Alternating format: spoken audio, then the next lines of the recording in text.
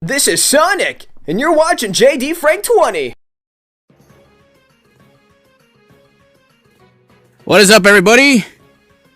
And shoutouts to Tails channel for this information. Rovio Entertainment, the creators of the Angry Birds franchise, may soon be acquired by Sega's parent company, SEGA Sammy Holdings, according to WSJ.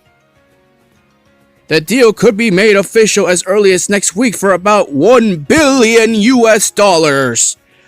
More information soon to come.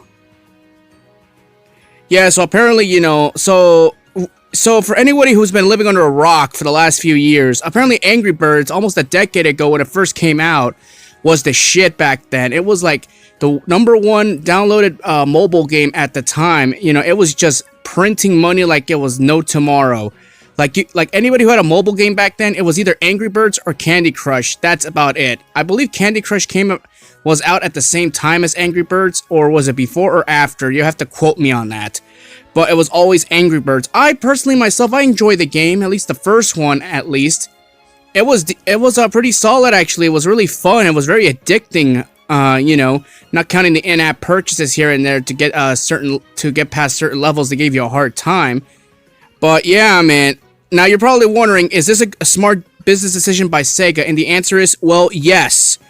Now you have to understand that, Sega's been making smart financial decisions for the company for the last 15-20 months recently. Obviously with Sonic has been dominating lately, and of course the Yakuza series is doing great, the Persona series is doing great. You have other intellectual properties getting a second chance, obviously, with Super Monkey Ball, and then of course you have the Samba, the Amiga game coming out. That's great. I like the fact that Sega's becoming a little bit more aggressive. Now it's their turn to have some fun. Now the price is one thing that I'm not a fan of. I'll share my tweet right here. $1 billion. Sega, are you high? Don't overpay for a dead franchise. Just pay them in rings instead.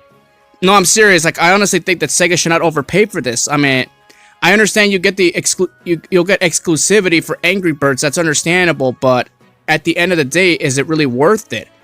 Now obviously a collaboration, with Sonic and other Sega intellectual properties would benefit the Angry Birds franchise.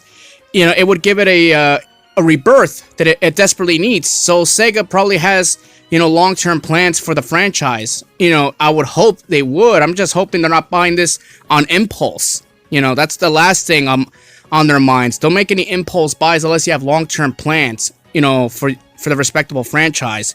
But other than that, as long as Sega doesn't overpay for this, this is a great acquisition right here. Everybody, let me know what y'all think about this, and I'll see you all soon. Peace out.